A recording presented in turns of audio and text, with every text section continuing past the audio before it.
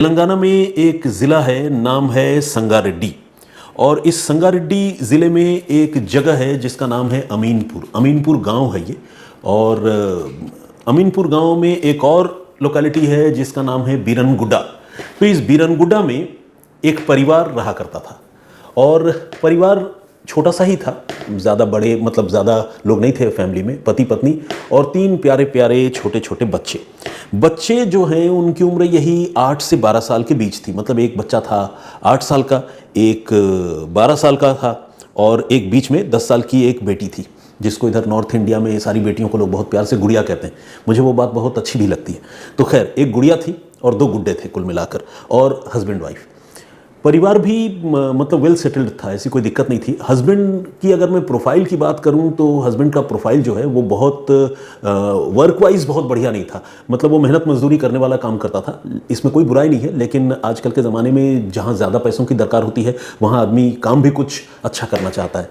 तो जो हस्बैंड है वो इस मामले में थोड़ा सा अपनी वाइफ के मुकाबले कमतर था। वो वाटर टैंकर चलाया करता था, लेकिन वो एक खुददार आदमी था, ईमानदार आदमी था, अपने बीवी बच्चों का ख्याल रखता था। और वाइफ जो है वो लकीली, और उसका जो बैकग्राउंड था, जो एजुकेशन था, उसकी बदौलत उसे अच्छी नौकरी मिली थी। वो एक प्राइवेट स्कूल में जॉब करती थी, टीचर का काम करती थी। तो देखा जाए तो दोनों का प्रोफाइल थोड़ा मिसमैच था, लेकिन दोनों मिलकर जो है घर के लिए अच्छा कंट्रीब्यूट कर रहे थे और अपनी बच्चों की अच्छी परवरिश भी कर रहे थे। तो कुल मिलाकर इस परिवार में सब कुछ ठीक चल रहा था। जो वाइफ है, जो टीचर का काम कर रही थी, उसका नाम है रजीता, और जो उसके हस्बैंड हैं उसका नाम है अवीरू चिंतला।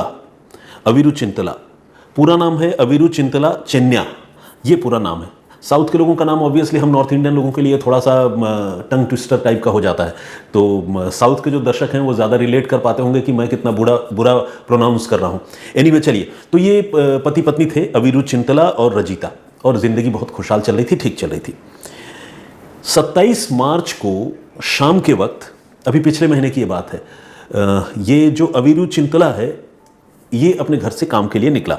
अक्सर ऐसे निकला करता था, टैंकर लेकर वो एक जगह से दूसरे जगह जाया करता था। और इस बार उसको जाना था टैंकर लेकर चंदन नगर। तो उसने पूरी तैयारी की, वाइफ ने उसके लिए खाना वाना फटाफट बनाकर जो भी पैक करके दे सकती थी वो दी, घर में बच्चों को संभाल रही थी वो। और अवीरू चिंतला जो है अपना टैंकर लेकर, अपनी गाड़ी लेकर वो निकल गया। और वाइफ ने सी ऑफ भी किया, बाय किया। इसके बाद वो घर आ गई। इसके बाद अवीरू चिंतला जो है वो अपनी वाइफ से, रजीता से कांटेक्ट करने की कोशिश उसने बीच में की, लेकिन उसका फ़ोन जो है वो अनअटेंडेड आ रहा था। तो उसके पति को थोड़ी चिंता भी हुई कि अरे फ़ोन नहीं उठा रही। फिर लगा कि शायद बच्चों का ख्याल रख रही होगी, कहीं बिज़ी होगी या आराम कर रही होगी, ऐसा उसके हस्बैंड को लगा, अवीरू चिंतला को। तो जो 27 मार्च का दिन है, उस दिन तो खैर शाम को ही वो निकला था, तो वो दिन तो निकल गया।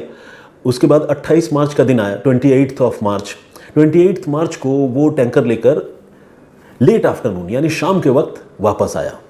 जब वो वापस आया तो उसने जब दरवाजे पे दस्तक दी तो उसने देखा कि दरवाज़ा पहले से ही खुला हुआ है।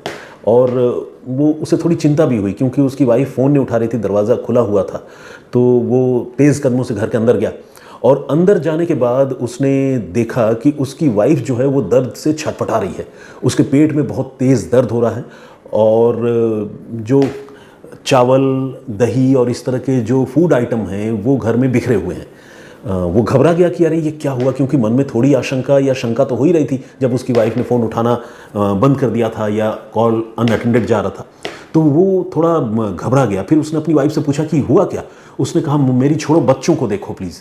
तो वो दूसरे कमरे में गया। दूसरे कमरे में उसने देखा कि उसके जो 3 बच्चे हैं वो बेसुध, बेहाल, निढाल पड़े हुए हैं, उनकी आंखें बिल्कुल बंद हो चुकी हैं। ये अवीरू चिंतला ने जब ये मंजर देखा तो वो घबरा गया, पागलों की तरह उसकी हालत हो गई, क्योंकि 3 बहुत ही खूबसूरत, प्यारे प्यारे, इंटेलिजेंट बच्चे और बीवी, सबकी हालत ख़राब, बच्चों की हालत ज़रूरत से ज़्यादा ख़राब। वो बिल्कुल पागलों की तरह शोर मचाने लगा, चिल्लाने लगा, और अपने घर से बाहर आकर जो है उसने बड़ा तेज़ चिल्लाया, पड़ोसियों को बुलाया। पड़ोसी भी भागे भागे आए उसका शोर सुनकर। सारे लोग घबरा गए, क्या हो गया। घर के अंदर आकर पड़ोसियों ने भी देखा कि वाकई घबराने वाली बात है। 3 बच्चे बेहोश पड़े हुए हैं, पत्नी दर्द से छटपटा रही है, और खाना बिखरा पड़ा है।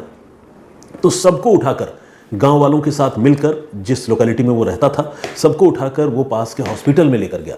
वहाँ हॉस्पिटल में ले जाने के बाद डॉक्टरों ने फ़ौरन सबको अटेंड किया, तीनों बच्चों को और उसकी वाइफ को। लेकिन अभी तो इस तकलीफ़ और दर्द की ये शुरुआत भर थी। कुछ देर बाद अस्पताल के सारे डॉक्टरों की टीम ने जब सबको एग्जामिन कर लिया, उसके बाद ये बताया कि देखिए बच्चे जो है वो बचाए नहीं जा सके, वो जिंदा नहीं है। इस बीच दर्द से कराहती और छटपटाती रचिता ने अपने पति और दूसरे मददगारों को किसी तरह से ये बताया था कि उसने तो अपने बच्चों को घर में दही चावल खिलाया था और उसने खुद भी यही खाया था। तो इसके बाद बच्चे जो है उनको तकलीफ़ हुई और वो छटपटाने लगे, वो सो गए। लेकिन मैं उनको क्या अटेंड करती, मेरे पेट में खुद इतना तेज़ दर्द शुरू हुआ कि मैं खुद भी अपने आप को संभाल नहीं पाई और मेरी तो अभी भी हालत बहुत बुरी है। तो हॉस्पिटल के लोगों ने और शुरू में बाकी लोगों ने रचिता को ये बात भी नहीं बताई, क्योंकि उनको लगा कि भाई अल्टीमेटली वो माँ है, अगर उसको पता चलेगा कि उसके तीनों बच्चे अब इस दुनिया में नहीं हैं तो हो सकता है उस पर बिजली गिरे, वो पागल हो जाए। तो लोगों ने रचिता को ये बात शुरू में नहीं बताई। लेकिन लोगों को शुरुआती जो पूरी कहानी समझ में आई, उसके मुताबिक लोगों को समझ में आया कि शायद सीवियर फूड पॉइजनिंग हुई, मतलब बहुत तेज़ जो है वो बदहज़मी कह लें, या खाना जब जहर में तब्दील हो जाता है, कुछ ऐसा केमिकल रिएक्शन होता होगा बॉडी के अंदर। कई बार फूड पॉइजनिंग थोड़ा बहुत तो हम लोगों को होता रहता है, जब बदहज़मी हो जाती है, आपको पता है कितनी तकलीफदेह चीज़ होती है। लेकिन यहाँ एक्यूट या सीवियर, जिसके लिए एक वर्ड यूज़ होता है मेडिकल में भी, मतलब ज़रूरत से ज़्यादा फूड पॉइजनिंग का मामला ये था। तो तीनों बच्चों की मौत हो गई और फिर उसके बाद रचिता जो है वो इंटेंसिव केयर में रही। डॉक्टरों ने उसका ख्याल रखा, जो भी सलाइन वगैरह देना था दिया।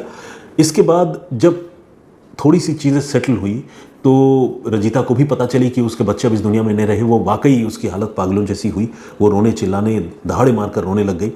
और अल्टीमेटली ये फूड पॉइजनिंग का जो केस है उसका एक बहुत दर्दनाक अंत हुआ कि तीनों बच्चे इस दुनिया से चले गए और रचिता जो है वो बचा ली गई। लेकिन ये एक अजीबोगरीब मामला था, सस्पिशियस मामला था। खाने में और दही चावल जैसी चीज़ में अगर डिलिबरेटली कोई जहरीली चीज़ न मिलाए तो फिर फूड पॉइजनिंग इतना भयानक कैसे हो सकता है कि 3 बच्चों की मौत हो जाए और वाइफ जो बच्चों की माँ है उसकी भी ज़िंदगी पर बनाए, ऐसा कैसे हो सकता है। तो इसलिए ये संदिग्ध मामला जब था तो इस मामले में पुलिस की भी एंट्री हुई और पुलिस ने उन तीनों बच्चों की डेड बॉडी का, तीनों बच्चों की लाशों का पोस्टमार्टम करवाया। अब जब पोस्टमार्टम करवाया तो पुलिस को और जो पोस्टमार्टम करने वाले डॉक्टर्स हैं उनको ये देखकर, ये जानकर हैरानी हुई कि उनके बॉडी में फूड पॉइजनिंग के कोई भी सिम्टम्स नहीं थे और न तो किसी जहर के सिम्टम्स थे। अब सवाल यह है कि फिर मौत कैसे हुई। फूड पॉइजनिंग ही लग रहा था जिस तरह से पूरी कहानी हुई, क्योंकि उनकी माँ भी फूड पॉइजनिंग का शिकार हुई थी। तो जब पोस्टमार्टम रिपोर्ट सामने आई तो पता चला कि उन तीनों बच्चों की मौत जो है स्मॉदरिंग की वजह से, यानी सांस रोके जाने की वजह से हुई है। किसी ने ज़ोर ज़बरदस्ती उनकी सांसें रोक दी हैं और स्मॉदरिंग, उसको थ्रॉटलिंग और स्ट्रैंगुलेशन, ये मतलब एक तरह से देखा जाए तो करीबी चीज़ें हैं जिसमें सांस रोकना, गला घोंटना, एक्सफिक्सिया भी कहते हैं उसको, उसकी वजह से जब मौत होती है। तो ये साइन या सिम्टम्स उन तीनों बच्चों की बॉडीज़ पर थे। और स्मॉदरिंग जैसी बात जब आ गई तो इसका मतलब क्या हुआ कि उन तीनों बच्चों का कत्ल किया गया था, उनकी हत्या की गई थी। घर के अंदर जब माँ और 3 बच्चे मौजूद हों, वहाँ अगर बच्चों का कत्ल हो जाए तो आप समझ सकते हैं कितनी भयानक ये बात है। लेकिन कत्ल कौन कर सकता है? क्या रचिता ने ही ये कत्ल किया था? अब पुलिस को ये पता लगाना था और इस मामले की तफ्तीश पुलिस को करनी थी। पहला शक तो रचिता पर ही जाता था, क्योंकि रचिता ने फूड पॉइजनिंग की बात कही थी, जबकि फूड पॉइजनिंग जैसी कोई बात नहीं थी। और रचिता के बॉडी में भी, इसके बाद डॉक्टरों ने जब उसको भी गौर से देखा तो पता चला कि उसके बॉडी में भी कोई फूड पॉइजनिंग के निशान नहीं है। और थोड़ी देर बाद, कुछ घंटों के बाद डॉक्टरों ने ये रियलाइज़ कर लिया था कि रचिता को बेसिकली कोई तकलीफ, कोई बीमारी नहीं, कोई फूड पॉइजनिंग नहीं है, वो सब ड्रामा कर रही है। तो एक तरह से देखा जाए तो कुछ घंटों की तफ्तीश और पोस्टमार्टम रिपोर्ट, मेडिकल एग्जामिनेशन, इन चीज़ों से ये बात क्लियर हो गई कि 3 बच्चों की घर के अंदर हत्या हुई थी और घर के अंदर अगर कोई जिंदा बचा था तो वो उनकी माँ थी, जिस माँ ने उन तीनों बच्चों की हत्या की। एक और भी बहुत इंपॉर्टेंट बात है, वो बात ये कि इन तीनों बच्चों की मौत जो है वो कई घंटे पहले हुई थी। आपको याद होगा, मैंने आपको बताया था कि 28 मार्च को उसका पति, नाम मैं भूल गया, अवीरू चिंतला, वो वापस आया था शाम के वक्त, और इन बच्चों की मौत जो है वो 27 मार्च की मिडनाइट के आसपास हुई थी, क्योंकि कई घंटों का वक्त जो है, मतलब समझ लीजिए 12-14 घंटों का वक्त जो है इन बॉडीज़ को, इन तीनों बच्चों के कत्ल को हो चुके थे। इस तरह की बात भी पोस्टमार्टम रिपोर्ट में सामने आई। तो ये सारे तथ्य सामने आने के बाद अब शक की सुई रजिता के ऊपर थी, तो पुलिस ने रजिता को अब हिरासत में ले लिया और उससे पूछताछ शुरू की। अब पूरी दुनिया, पूरा मोहल्ला, संगारेड्डी ज़िला, सारे लोग ये जानकर सन्न रह गए, हैरान रह गए कि एक माँ ने अपने 3 छोटे छोटे बच्चों की हत्या कर दी है। क्यों की है हत्या, अब ये पता करना था। तो रजिता से अब पूछताछ शुरू हुई। शुरू में उसने पकड़े जाने के बावजूद जो है थोड़ा झूठ बोला, लेकिन जब पुलिस ने, और मतलब जो भी मेडिकल एक्सपर्ट्स हैं उनके हवाले से, जब पुलिस ने रजिता को बताया कि तुम्हारी पोल पट्टी खुल चुकी है, तुम्हारे तीनों बच्चों के स्मॉदरिंग की बात मेडिकल एग्जामिनेशन में सामने आई है और कोई फूड पॉइजनिंग उनको नहीं हुआ था, ना ही तुम्हें हुआ था, तो इसलिए अब झूठ का फ़ायदा नहीं है, तो वो टूट गई। और इसके बाद उसने जो है पुलिस को सारी कहानी सुनाई। अब ये कहानी अपने आप में बहुत ही शॉकिंग है, और इस कहानी की बुनियाद जो है तकरीबन आज से समझ लीजिए कि 20 साल पुरानी है। 20 साल पुरानी यूँ है कि 20 साल नहीं, मतलब कम से कम 15 साल के आसपास पुरानी तो होगी ही। हुआ ये कि रजिता के बहुत अर्ली डेज़ में शादी हो गई थी, और तभी रजिता जो है वो इंटरमीडिएट में, यानी +2 में सेकेंड ईयर में थी। उसको इंटरमीडिएट सेकेंड ईयर कहते हैं, और जिन स्कूलों में +2+1 का सिस्टम है, +1 +2 का, वहाँ पर +2 आप समझ लीजिए। उस समय उसकी शादी हुई थी, और शादी किससे हुई थी? यही अवीरू चिंतला से। अवीरू चिंतला रजिता से उम्र में 20 साल बड़ा था, तो दोनों के बीच में एक ठीक ठाक एज गैप भी है, और अवीरू चिंतला मेहनत मजदूरी करने वाला आदमी था। उस समय रजिता का प्रोफाइल भी ऐसा नहीं था। घर वालों ने अर्ली डेज़ में वहाँ पर रजिता की शादी जो है अवीरू चिंतला से करा दी, ये सोच कर कि चलो सेटल हो जाएगी लाइफ में, एज का क्या है, मतलब कई जगह ऐसा लोग कहते हैं कि भाई कोई बहुत ज़्यादा मैटर नहीं करता, और ख़ासकर चूँकि मेल डोमिनेटेड सोसाइटी है, तो मेल मेंबर्स के एज को लेकर तो और भी जो है लोग उसको तवज्जो नहीं देते, कहते अरे कोई बात नहीं, हो जाएगी शादी, सब ठीक हो जाएगा, सुख से रहेगी, करा दो। तो इन दोनों की शादी हो गई थी, और दोनों की शादी में 20 साल का गैप था दोनों के एज में। लेकिन शादी फिर भी चलती रही, और 3 इनको छोटे छोटे प्यारे प्यारे बच्चे हुए। इस बीच रजिता की ज़िंदगी बदली। मैंने आपको बताया कि वो प्राइवेट स्कूल में टीचर बन गई, और इसके बाद एक मेजर टर्न इस कहानी में तब आया जब तकरीबन 6 महीने पहले रजिता के स्कूल के जो बच्चे हैं, अब तो खैर वो बच्चे नहीं रहे, बड़े हो गए थे, उन्होंने एक रीयूनियन का प्रोग्राम रखा। यानी उन्होंने ये तय किया कि हमारा जो बैच है उसके सारे स्टूडेंट्स जो हैं कहीं किसी फंक्शन करते हैं, वहाँ मिलेंगे।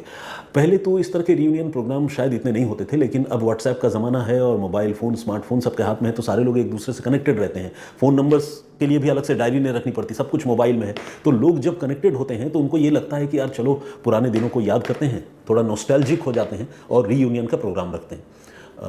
तो ये रीयूनियन का प्रोग्राम जो है रजिता के स्कूल के सारे लोगों ने रखा था। उस रीयूनियन प्रोग्राम में तकरीबन 6 महीने पहले रजिता गई थी, और उस प्रोग्राम में बहुत सारे दोस्तों से उसकी मेल मुलाकात हुई, बातचीत हुई, और उन्हीं दोस्तों में एक दोस्त था सुरु शिवा। ये क्लास 10 में रजिता के साथ पढ़ा करता था। रजिता का उसके प्रति उन दिनों में इन्फैचुएशन था, यानी एक लगाव था, आकर्षण था। बहुत सालों के बाद वो शिवा से मिली, और शिवा भी रजिता से मिला। दोनों एक दूसरे को देखकर एक दूसरे के प्रति आकर्षित हो गए, उनमें एक दूसरे के प्रति ललक या प्यार जग गई। और इसके बाद तकरीबन 6 महीने तक वो चोरी छुपे एक दूसरे से मिलते रहे, मोबाइल फ़ोन पर बातें होती रही, वीडियो चैट होता रहा।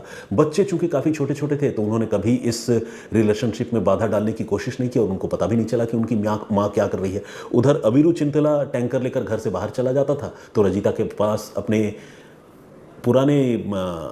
पुराने क्रश के साथ जो है नए सिरे से रिलेशन बनाने और बातचीत करने का अच्छा मौका मिल जाता था उसे। और ये सिलसिला तकरीबन 6-8 महीने चलता रहा।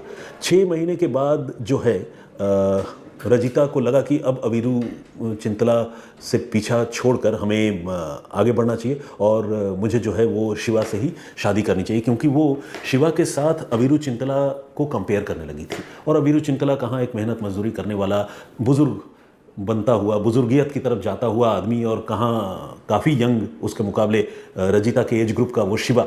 तो दोनों को जब उसने कंपेयर करना शुरू किया तो उसको लगा कि नहीं, Shiva is much better choice. तो उसने सोचा कि मैं अब शिवा से शादी करूँगी, अपनी ज़िंदगी को नया मोड़ दूँगी।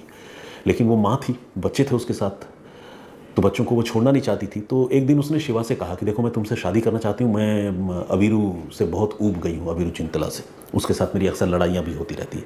शिवा ने छूटते ही ये कहा कि देखो, मैं भी तुमसे शादी करना चाहता हूँ, लेकिन मेरी एक ही शर्त है कि तुम जो है वो पहले तो मैं तुमको अनमैरिड चाहता हूँ, लेकिन अब अनमैरिड तो तुम हो नहीं, तुमको या तो डाइवोर्स लेना होगा, और दूसरा मैं चाहता हूँ कि तुम्हारा कोई चाइल्ड ना हो, तुम चाइल्डलेस अगर हो तो फिर मैं तुमसे शादी करना चाहूँगा।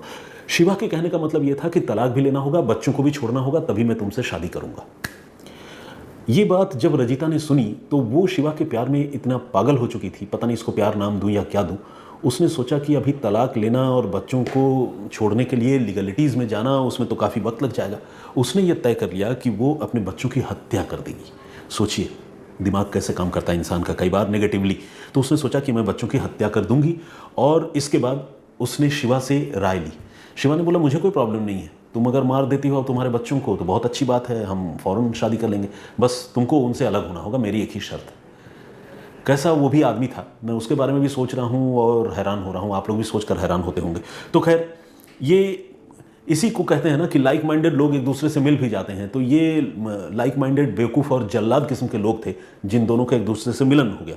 तो इसके बाद रजिता ने यह तय किया कि वो जो है तीनों बच्चों की हत्या कर देगी, और उस हत्या वाले आइडिया को उसका जो बॉयफ्रेंड था शिवा, उसने हवा दे दी कि हाँ करो। 27 मार्च का वो दिन था जब अवीरू चिंतला यानी रजिता का पति वो टैंकर लेकर घर से बाहर निकल रहा था। इस दिन वो घर से बाहर निकला। घर से बाहर निकलते ही रजिता के दिमाग में प्लानिंग चल रही थी, बल्कि उसने प्लान कर लिया था। उसने फ़ोन किया शिवा को, और शिवा को फ़ोन करके बोला कि मैं आज ही रात को मेरे तीनों बच्चों को मारूंगी, तुम तैयार है ना, हम लोग जल्द मिलेंगे, शादी होगी। शिवा ने कहा बिल्कुल मारो, मैं भी चाहता हूँ कि तुम मार दो, फिर हम लोगों की शादी होगी और हम नई शुरुआत करेंगे। बस ये महिला, इसके बारे में मैं क्या कहूँ, ये रात को इसने एक एक करके नींद की हालत में अपने तीनों बच्चों की जान ली। 12 साल का बेटा था जिसका नाम था साई कृष्णा, बहुत प्यारा, और इसके बाद 10 साल की एक गुड़िया थी प्यारी सी मधुप्रिया। कितने नाम भी कितने प्यारे प्यारे हैं। 8 साल का एक और छोटा बच्चा था जिसका नाम था गौतम। पहले 12 साल के बेटे को, फिर 10 साल की बिटिया को, और फिर 8 साल के छोटे से गौतम को तौलिए से सांस रोककर इस महिला ने मारा। मेरे मन में बहुत सारे विशेषण आ रहे हैं कि इस महिला से पहले मैं कुछ शब्दों का इस्तेमाल करूं, लेकिन मैं वो कर नहीं सकता, आप समझ सकते हैं। तो मारा, और मारकर उसके बाद जो ड्रामा उसने किया, जो स्वांग रचा, वो आप सबको पता ही है। तो खैर, अब शिवा को भी पुलिस ने गिरफ्तार कर लिया है, रजिता को भी गिरफ्तार कर लिया है, दोनों जेल में हैं।